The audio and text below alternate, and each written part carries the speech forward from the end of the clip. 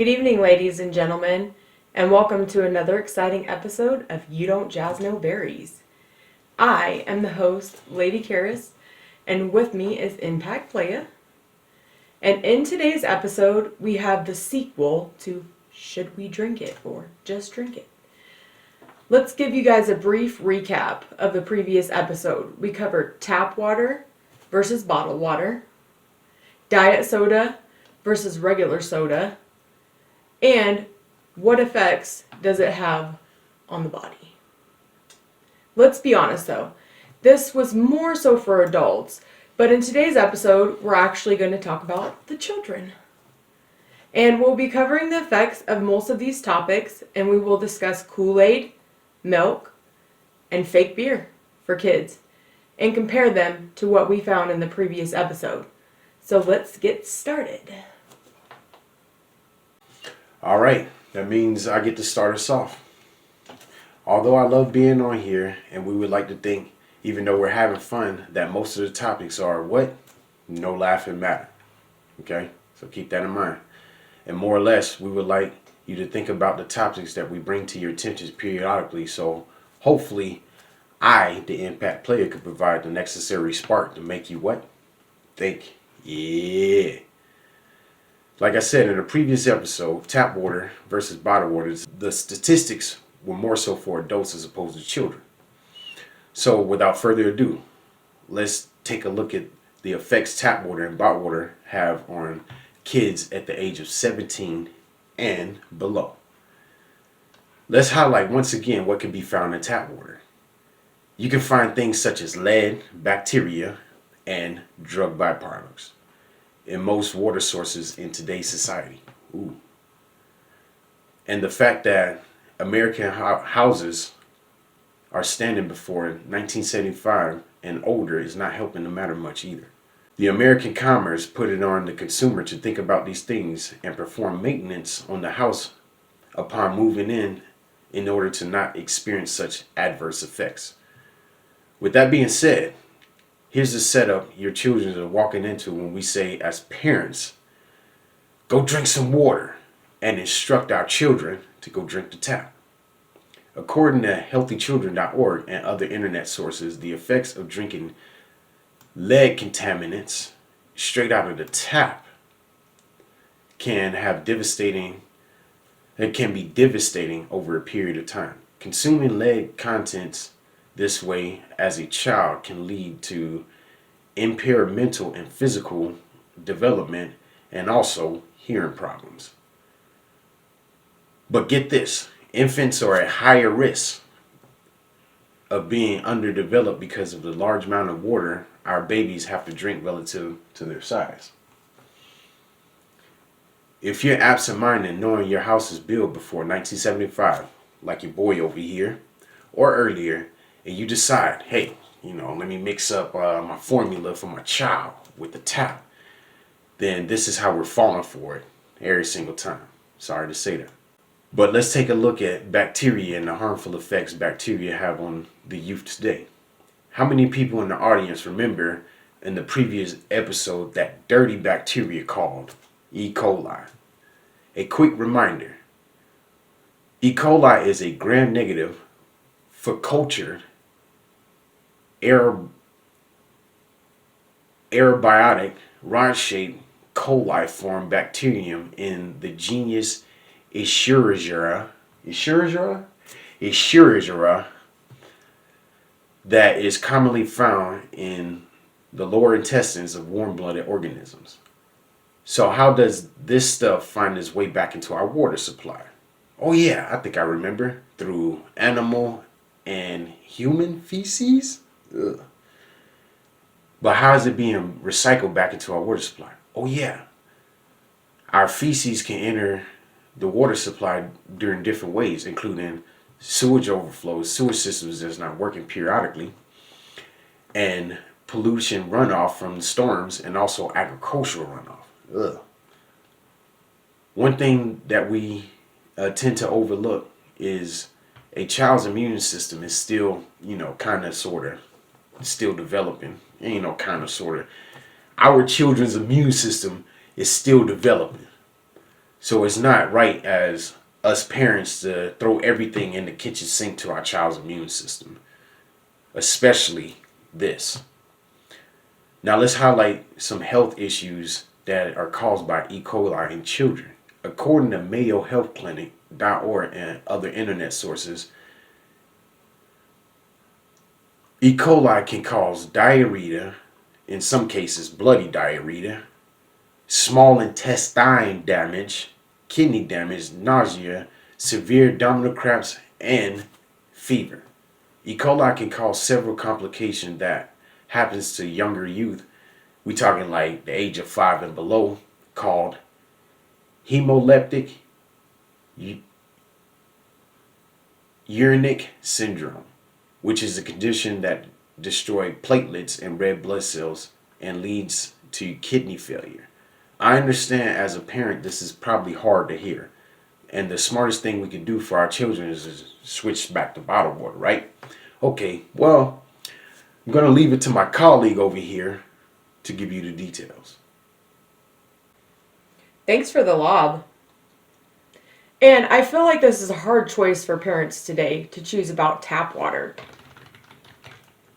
Like he said before, I bet some mindful parents out there watching this either thought about switching or already have bottled water, taking a sip of that ice crisp cold gulp.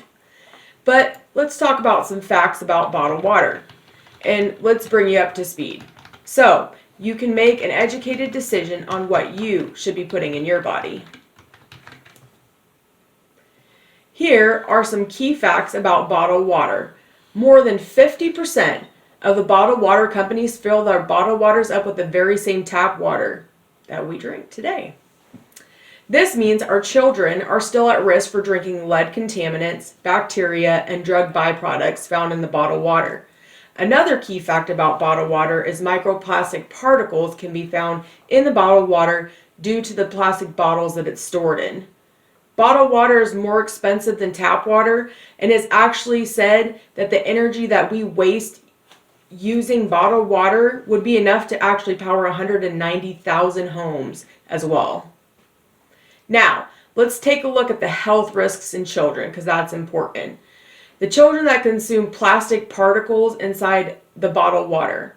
From consuming too much or the right amount of plastic particles, the particles and other chemicals create a new chemical in the body that's not good for children. The new chemical can cause reproductive harm, obesity, and other issues such as organ problems and developmental delays in children, like your children's growth spurts. Now, I know I just dropped a dime on you, and you need more information and more clarification on what these chemicals are when the plastic mixes with your body and your child's body to form this new agent, right? Well, like what it is called and what it does. Well, bisphenol A, phthalates, and brominated flame retardants are the common chemicals we breathe in and drink on a regular basis. Let's talk about exactly how these chemicals are being used today. First, let's start with bisphenol A, or BPA, guys. BPA is an industrial chemical, and it's used to make polycarbonate, a hard, clear plastic which is used in many consumer products. But the madness doesn't stop there, because you can find this chemical in canned foods, canned beverages like soda and beer, and you can even find it in fast food as well. Basically, if you're like me and you enjoy some good takeout, all you can do is find it in the fast food. Then, all fast food companies have plastic containers and or plastic coated carbonate cutouts. Phthalates are a group of chemicals used to make plastics more flexible and hard to break, which are often called plasticizers. Some phthalates are used as solvents or dissolving agents for other materials. Consuming too much or the right amount of phthalates can cause significant damage to the liver, kidneys, lungs, and the reproductive system. Afraid of your child having unwanted pregnancies? Then feed them phthalates. Just kidding. Or am I? Let's go over brominated flame retardants. Brominated flame retardants, or BFRs, are mixtures of man-made chemicals that are added to a wide variety of products, including for industrial use to make them less flammable. The harmful side effects of consuming BFRs are diabetes, neural, behavioral, and developmental disorders, cancer, reproductive health effects, and alteration in the thyroid function. All of this when we decided to drink a bottle of water and stock up for the fam, huh? This is all coming from a product we believe is better because of the brand or the logo. Okay, now, ladies and gentlemen, I hate doing this now, but allow me to explain the upcoming segment. We're going to cover sugary beverages, but mainly for kids. How many parents out there allow their children to drink juice, regular soda, and mixed drinks such as Kool-Aid and those add-in shakes?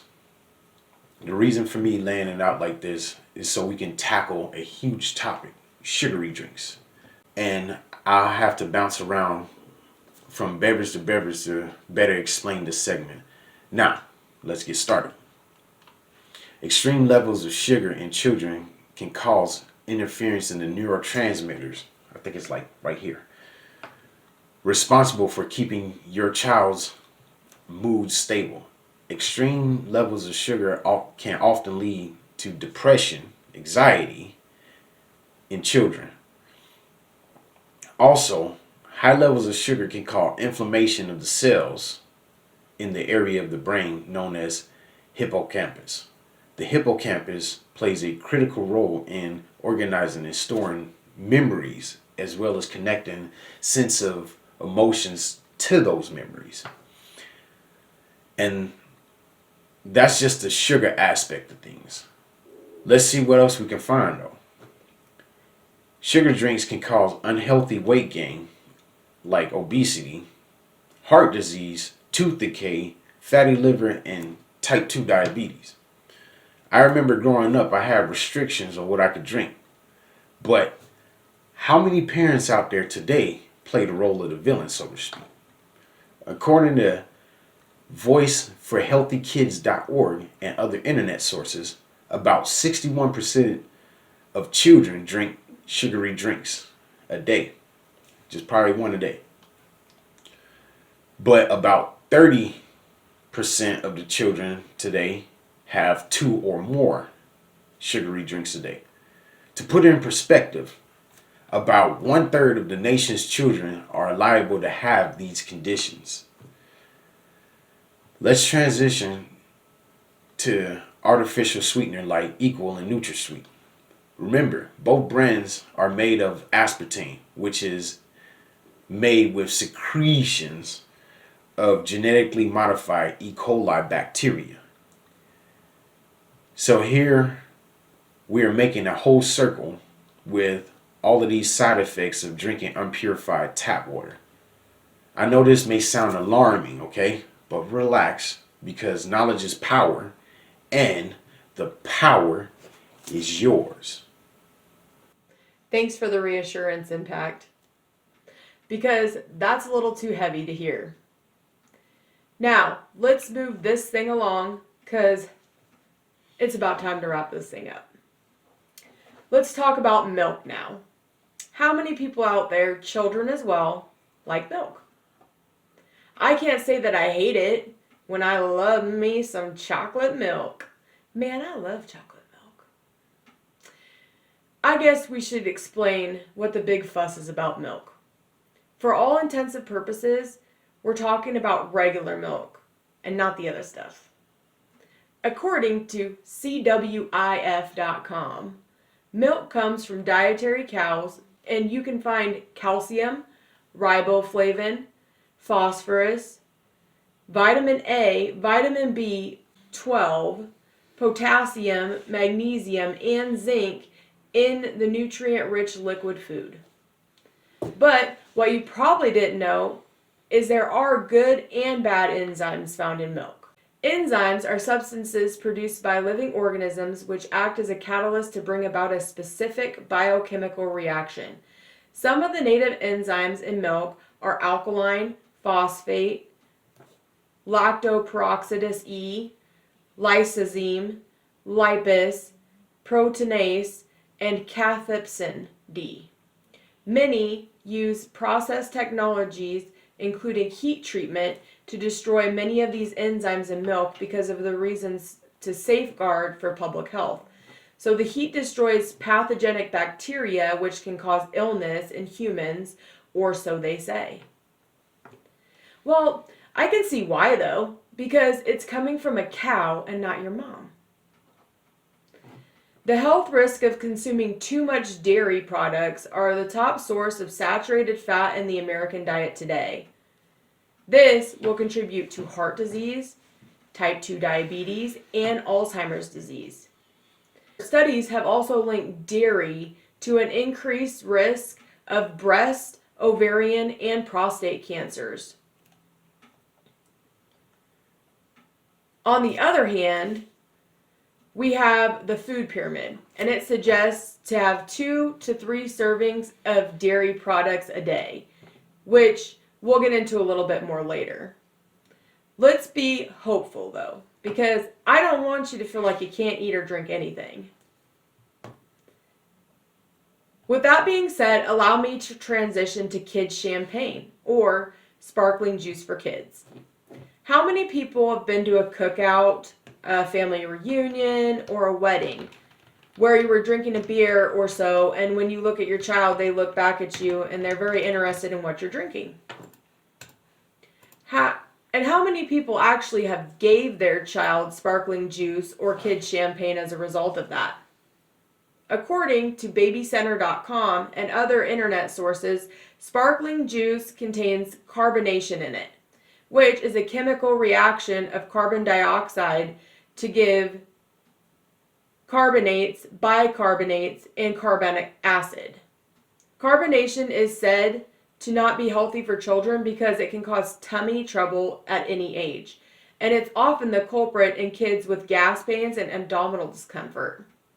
But that's not all. Consuming too much or the right amount of carbonation can rob calcium from the bones and erode tooth enamel. No wonder why our teeth are so yellow.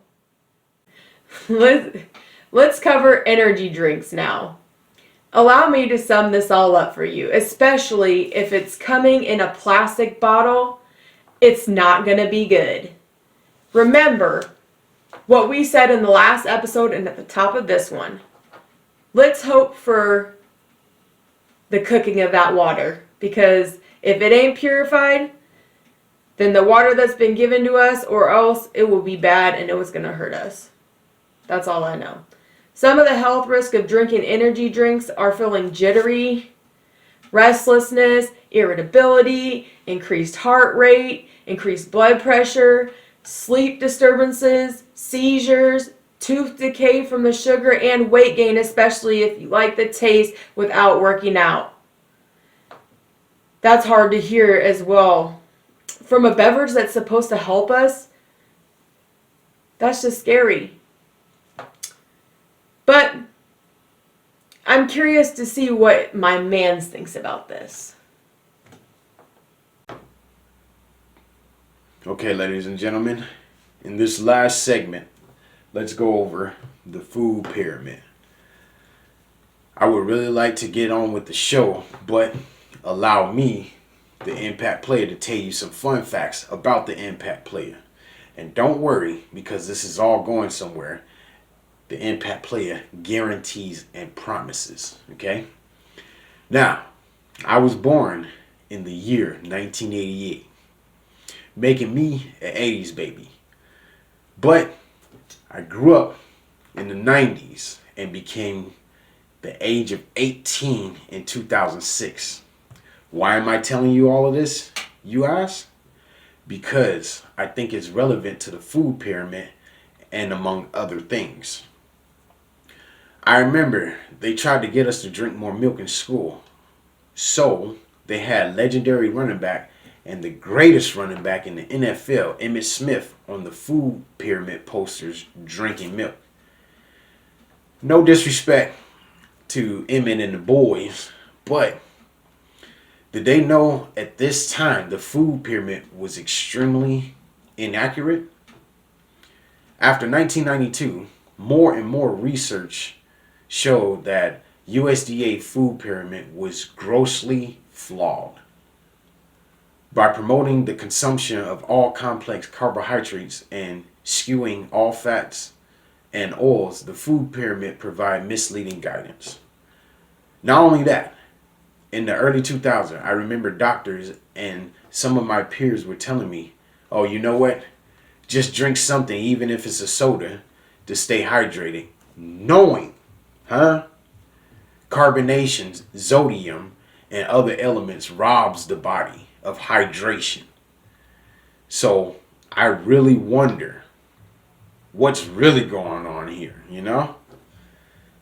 Here's what should be an updated version of the food pyramid. And remember to drink about 15 and a half cups of water per day for men and about 11 and a half cups of water per day for women. In closing, all things must come to an end. But don't worry, we'll be back again for another episode of You Don't Jazz No Berries. And I hope you guys learned as much as we did from this episode. Don't forget to check us out at www.theallstargang.wixsite.com/theallstargang or click in the comments below for more episodes and updates.